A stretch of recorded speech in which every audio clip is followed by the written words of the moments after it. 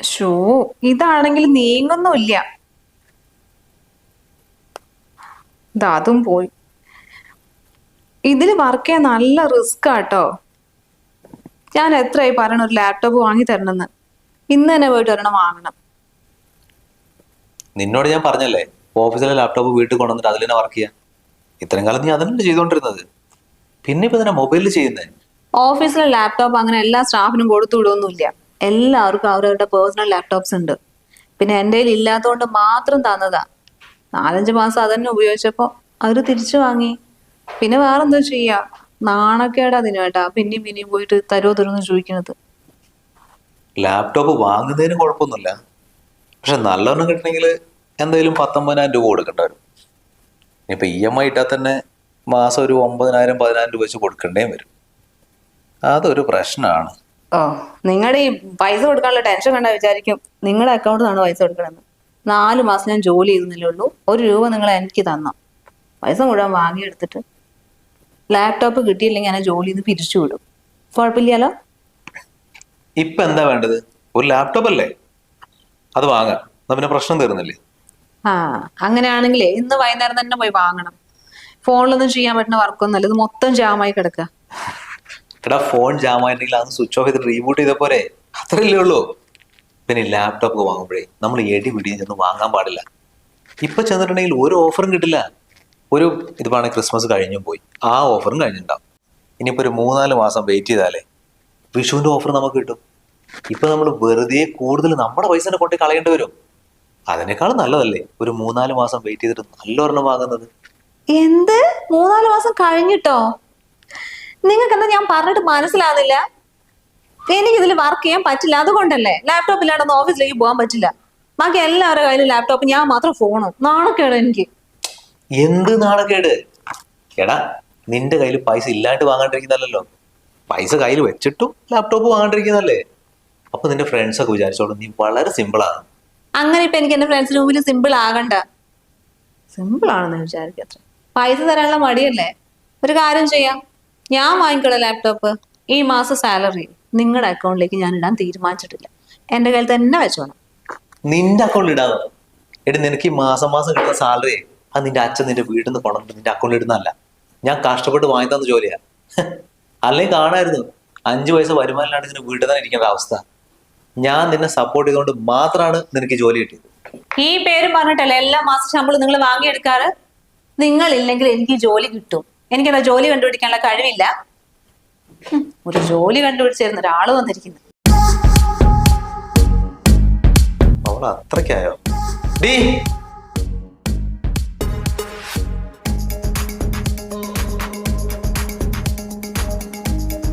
വെറുതെ അല്ലടി അമ്മ എന്നോട് പറഞ്ഞത് നിനക്ക് ഒട്ടും നന്ദിയില്ല നന്ദിയില്ല. എന്റെ അമ്മ അന്നേ പറഞ്ഞതാ നിനക്ക് ജോലിയാക്കി തരണ്ട. അത് കേൾക്കാണ്ട് നിനക്ക് ജോലിയാക്കി തന്നാണ് ഏറ്റവും വലിയ തെറ്റ്. അങ്ങനെ ജോലിയാക്കി തന്നതിന് നിങ്ങൾക്ക് നഷ്ടമൊന്നും പറ്റിയിട്ടില്ലല്ലോ. ഇവിടുത്തെ എല്ലാ കാര്യങ്ങളും, പിന്നെ ഒരു കുട്ടീനെ നൂല് കെട്ടുണ്ടെങ്കിലും പെങ്ങളെ വീട്ടിലേക്ക് ഫ്രിഡ്ജ് കൊണ്ടുപോകുന്നതിനും പിന്നെ അളിയൻ എന്തൊക്കെ സഹായത്തിനും ഒക്കെ എന്റെ പൈസ എടുത്തത്, അല്ലാണ്ട് നിങ്ങളുടെ കയ്യിൽ നിന്ന് എടുത്തിട്ടാണ് ചെലവാക്കിയത്. നീ എന്താടി എന്റെ പൈസ നിന്റെ പൈസ എന്ന് പറഞ്ഞുകൊണ്ടിരിക്കുന്നത്? നീ ആയിട്ട് വല്ല ജോലിയും കണ്ടുപിടിച്ചിട്ടുണ്ടായിരുന്നെങ്കിലേ ഇപ്പൊ വല്ല തുക്കട കമ്പനിയിലും വല്ല 5,000-10,000 വർക്ക് ചെയ്യണ്ടാവുന്നതന്നെ. ഇതിപ്പോ എന്റെ ഫ്രണ്ടിന്റെ കമ്പനിയിൽ വർക്ക് ചെയ്യുന്നതുകൊണ്ട് മാത്രമാണ് നിനക്ക് 40,000 രൂപ സാലറി മാസം മാസം തരുന്നത്. അത് ഞാൻ സ്പെഷ്യലായിട്ട് റെക്കമെൻഡ് ചെയ്തുകൊണ്ട് മാത്രം. മനസ്സിലായോ? എന്ന് വെച്ചാ 10,000 രൂപ മാത്രം സാലറി ഇടാൻ അർഹതയുള്ള നിനക്ക് ബാക്കി വരുന്ന 30,000 രൂപ എക്സ്ട്രാ. എങ്ങനെ നോക്കിയാലും അത് എന്റെ പോക്കറ്റിൽ തന്നെയല്ലേ കിടക്കേണ്ടത്. അത് ശരി. അപ്പൊ ഇതാണല്ലേ കണക്ക്? നിങ്ങളാണോ എന്നെ പഠിപ്പിച്ചത്? നിങ്ങളുടെ ഫ്രണ്ടേ ഇങ്ങോട്ട് വിളിച്ചിട്ട് വാ നിന്റെ ഭാര്യയ്ക്ക് ജോലി തരാം എന്ന് പറഞ്ഞിട്ട് തന്നതല്ല. എന്റെ ക്വാളിറ്റിയും ക്വാളിഫിക്കേഷനും എല്ലാം കണ്ടിട്ട് തന്നെ എനിക്ക് അവിടെ ജോലി കിട്ടിയത്. എടി, എന്റെ ഒരു ഫോൺ കോള് അതുകൊണ്ടാണ് നിനക്ക് ജോലി കിട്ടിയത്.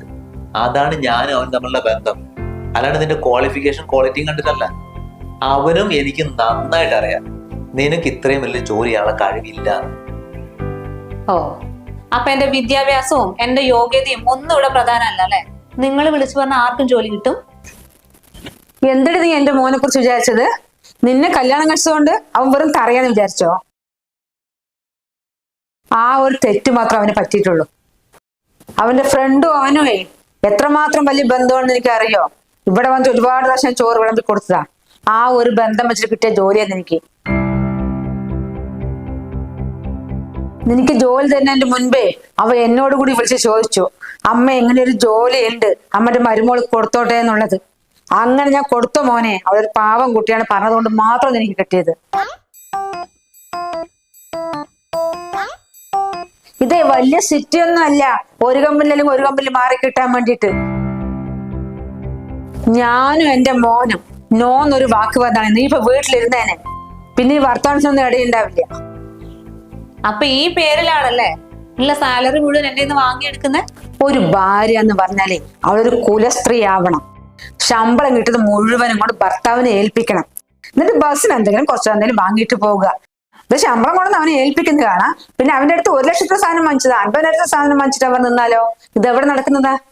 ആഹാ, അപ്പൊ ഞാൻ ജോലി ചെയ്ത് കൊണ്ടുവരണം, എന്നിട്ട് എനിക്ക് എന്തെങ്കിലും ആവശ്യം ഉണ്ടെങ്കിൽ നിങ്ങളുടെ മോന്റെ മുമ്പ് ചെന്ന് ഇറക്കണം അല്ലേ? നിങ്ങളാണല്ലോ ജോലിയാക്കി തന്നത്. അപ്പൊ എനിക്ക് ആ പൈസയിൽ ഒരു അർഹതയില്ല. എനിക്ക് എന്തെങ്കിലും ആവശ്യം ഉണ്ടെങ്കിൽ നിങ്ങൾ തരൂല്ല. ഞാൻ അവിടെ ഒന്നും ചെയ്യുന്നില്ല. നിങ്ങളുടെ മോന്റെ ഭാര്യ ആയതുകൊണ്ടേ എനിക്ക് അവിടെ ചേറി പോയി മിണ്ടാതിരുന്നാ മതി. മാസം 45,000 ഇതാ എന്റെ അക്കൗണ്ടിലേക്ക് വെറുതെ തരും. അങ്ങനെ തന്നെ കൂട്ടിക്കോ. അല്ലെങ്കിൽ അവർക്ക് നല്ല വിവരമുള്ളത് ജോലിക്ക് വെച്ചൂടെ? ഇത് ഒരു വിവരമില്ലാത്ത സ്ഥാനത്തിന് വെക്കേണ്ട വല്ല കാര്യമുണ്ട് അവർക്ക്? എന്നാ പിന്നെ ഒരു കാര്യം ചെയ്യാം. അമ്മയായക്കേ അമ്മയുടെ സ്വന്തം കൈ കൊണ്ട് ചോറ് വിളമ്പിക്കൊടുക്കുന്നല്ലേ പറഞ്ഞത്. ആ എക്സ്പീരിയൻസ് ഒന്നും എനിക്കില്ല. എന്നിട്ടും എനിക്ക് 45,000 രൂപ ശമ്പളം തരുന്നുണ്ട്. അപ്പൊ പിന്നെ ചോറൊക്കെ വിളമ്പിക്കൊടുത്ത ആൾക്കൊരു 75,000 എങ്കിലും കിട്ടാതിരിക്കില്ല അല്ലെ? നാളെ മുതൽ അമ്മ ജോലിക്ക് വയ്ക്കോ, ഞാൻ പോകുന്നില്ല. 35,000 ഏട്ടന്റെ പോക്കറ്റിലെ എക്സ്ട്രാ ഉണ്ടാകുമല്ലോ.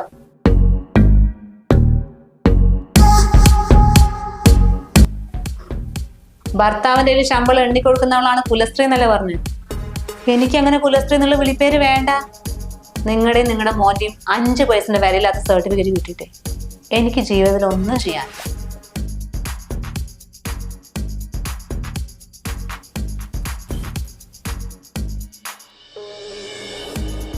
അമ്മ ഇങ്ങോട്ട് വന്നേ.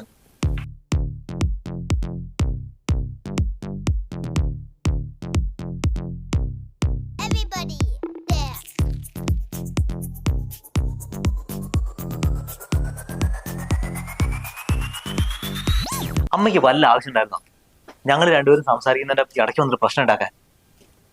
ഇനിയിപ്പോ ഒരു കാര്യം ചെയ്യാം, അമ്മ നാളെ തൊട്ട് ജോലിക്ക് വയ്ക്കോ. അവള് പോകുന്നില്ല എന്നല്ലേ പറയുന്നത്. നീ എന്താടാ എല്ലാം കൂടി എന്റെ തല്ലിൽ എടുത്തിട്ടുള്ളത്? അതിന് മാത്രം ഞാനിപ്പോ എന്താ പറഞ്ഞത്? അതിന് മാത്രം എന്താ പറഞ്ഞെന്ന്? അമ്മ മാസം 45,000 രൂപ ഞാൻ അവളെ കയ്യിൽ നിന്ന് എണ്ണി വാങ്ങിക്കൊണ്ടിരുന്നതാ. അമ്മ ഇടയ്ക്കിടയ്ക്ക് ചോദിക്കില്ലേ, എടാ എനിക്ക് അതിന് പൈസ വേണം, ഇതിന് പൈസ വേണം, പെങ്ങളെ വീട്ടിൽ അതുണ്ട് ഇതെന്നൊക്കെ പറഞ്ഞിട്ട് എല്ലാത്തിനും പൈസയെ ഞാൻ അവളെ കയ്യിൽ നിന്ന് എടുത്തോണ്ടിരുന്നത്. എനിക്ക് ഇഷ്ടം പോലെ കടബാധ ഉണ്ടായിരുന്നുണ്ടല്ലോ വീട്ടാൻ വേണ്ടിയിട്ട്. അത് വീട്ടാൻ മാത്രമേ എന്റെ ശമ്പളം കൊണ്ട് പറ്റുന്നുള്ളൂ. വീട്ടിലത്തെ ബാക്കി എല്ലാ ചെലവുകളും അവളുടെ ശമ്പളം എടുത്തിട്ടാണ് ചെയ്തോണ്ടിരിക്കുന്നത്. മോനെ ഇനിയിപ്പോ നമ്മൾ എന്ത് ചെയ്യോടാ? അവള് ജോലിക്ക് പോയിട്ട് നമ്മള് കുടുങ്ങുമല്ലോ. തൽക്കാലം അമ്മ ഈ കാര്യത്തിൽ ഇടപെടാൻ നിൽക്കണ്ട. ഇത്രയും കൊളാക്കി തന്നു പോരെ? അല്ലടാ, ഞാൻ എന്നാലേ ഒന്ന് സോപ്പിട്ടിട്ട് വന്നാലോ? ഇനിയിപ്പോ അതിന്റെയും കൂടെ ഒരു കുറവേ ഉള്ളൂ. അമ്മ സോപ്പിടാൻ അങ്ങോട്ട് ചെല്ല്. അമ്മ അവളോട് എന്തെങ്കിലും സംസാരിക്കുകയാണെങ്കിലേ ഞാൻ അവളോട് സംസാരിച്ചോളാം. കാരണം അമ്മ ഇങ്ങനെ എല്ലാത്തിലും ഇടപെടാൻ നിൽക്കണ്ട.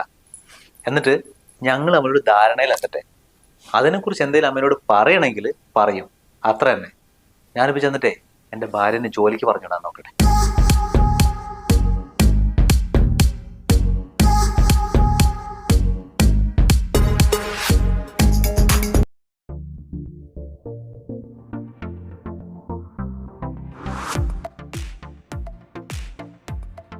നീ ഇവിടെ ദേഷ്യപ്പെട്ട് വന്നിരിക്കുക? എടാ പെണങ്ങല്ലേ, നിനക്കിപ്പോ എന്താ വേണ്ടേ?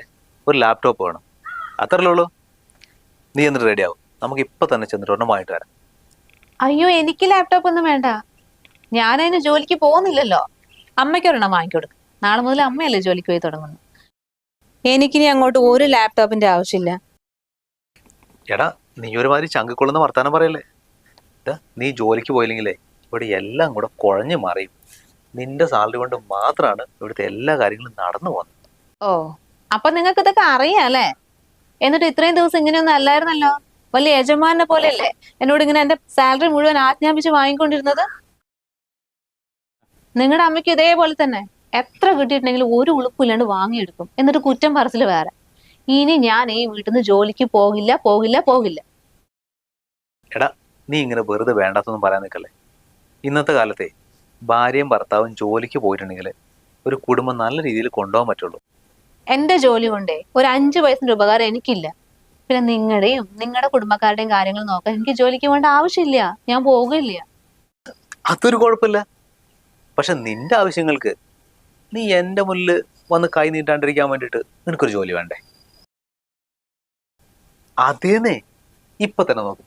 നിനക്കൊരു 6000 രൂപ അർജന്റായിട്ട് വേണം. നീ എൻ്റെ അടുത്ത് വരും, ചോദിക്കും, ദിനോടാ എനിക്കൊരു 6000 രൂപ വേണം.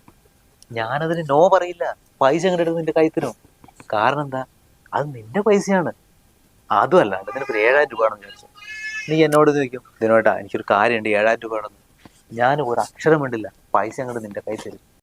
പിന്നെ ഇപ്പൊ നമ്മൾ ലാപ്ടോപ്പ് വാങ്ങാന്ന് പറഞ്ഞില്ലേ, 10000 രൂപ EMI ഇടാന്ന് പറഞ്ഞു. എന്തുകൊണ്ടാ? ഇതൊക്കെ നിന്റെ പൈസ ആയതുകൊണ്ടാണ്. ഇപ്പൊ നോക്ക്, നീ ജോലി ചെയ്ത പൈസ എന്റെ കൈ കൊണ്ടേ തരുന്നു. അതിന് നിനക്കൊരാവശ്യം വരുമ്പോൾ അതിന്ന് പൈസ എടുത്തിട്ട് ഞാൻ നിനക്ക് തരുന്നു. ആ സമയത്തെ എനിക്ക് നിന്നോടുള്ളൊരു റെസ്പെക്റ്റ് ഉണ്ടല്ലോ, ഒരു മ്യൂച്വൽ അണ്ടർസ്റ്റാൻഡിങ്. ഈ മ്യൂച്വൽ അണ്ടർസ്റ്റാൻഡിങ് ഒക്കെ എനിക്ക് മനസ്സിലായി. ഞാനെന്നാ ജോലിക്ക് പോകാതിരിക്കുന്നില്ല. ജോലിക്ക് പോയി തുടങ്ങിക്കോളാം. അത് നിങ്ങളുടെ ഔദാര്യത്തിൽ കിട്ടിയ ജോലിയല്ല, എന്റെ കഴിവ് തിരിച്ചറിഞ്ഞിട്ട് എനിക്ക് അവർ തന്ന ജോലി. അതുകൊണ്ട് എനിക്ക് കിട്ടുന്ന സാലറി എന്റെ അക്കൗണ്ടിൽ കിടക്കും. അത് നിങ്ങൾ തൊടാൻ പാടില്ല. പിന്നെ EMI അത് 10000 അടയ്ക്കണോ, 9000 അടയ്ക്കണോ, 12000 അടയ്ക്കണോ എന്നൊക്കെ ഞാൻ തീരുമാനിച്ചോളൂ. നിങ്ങൾ തീരുമാനിക്കണ്ട. ഇനിയിപ്പോ നിങ്ങൾക്ക് എന്തെങ്കിലും ആവശ്യം ഉണ്ടെങ്കിലേ നിങ്ങൾ എന്നോടൊന്നും ചോദിച്ചോ. ശ്രുതി, എനിക്കൊരു 5000 രൂപ വേണം, നാളെ തരാം. അല്ലെങ്കിൽ വേറെ എന്തെങ്കിലും ഒരു പൈസ കൊടുക്കാണ്ട് ഒരു 7000 തരുമോ? ഞാൻ തരാം, സന്തോഷത്തോടെ എടുത്തു തരാം. അതല്ലേ കുറച്ചുകൂടി ഒരു അണ്ടർസ്റ്റാൻഡിങ് എന്ന് പറയുന്നത്. ഈ ഭർത്താവ് ഭാര്യന്റെ മുമ്പിലേ ഇങ്ങനെ കൈനീട്ടി നിൽക്കുമ്പോൾ എനിക്ക് എന്റെ മനസ്സിൽ എന്നോട് തോന്നുന്ന റെസ്പെക്ട് ഉണ്ടല്ലോ, അതെനിക്കിനി കളയാൻ വയ്യ. അല്ല, ഞാൻ പറഞ്ഞതില്ലേ, നിങ്ങൾക്ക് നിങ്ങളുടെ അമ്മയ്ക്ക് എന്തെങ്കിലും ബുദ്ധിമുട്ടുണ്ടെങ്കിൽ വേണ്ട കേട്ടോ. അമ്മേനെ ജോലിക്ക് കിട്ടോ, എനിക്ക് ഒരു കുഴപ്പമില്ല. ഏയ്, എന്ത് ബുദ്ധിമുട്ട്? ഒരു ബുദ്ധിമുട്ടില്ല. നമ്മളെല്ലാം സംസാരിച്ച് റെഡിയാക്കി സെറ്റ്. എന്നാ പിന്നെ സമയം കളയണ്ട, നമുക്ക് ഇപ്പൊ തന്നെ പോയിട്ടേ ഒരു ലാപ്ടോപ്പ് വാങ്ങിട്ട് വരാം. നീ റെഡിയാവും.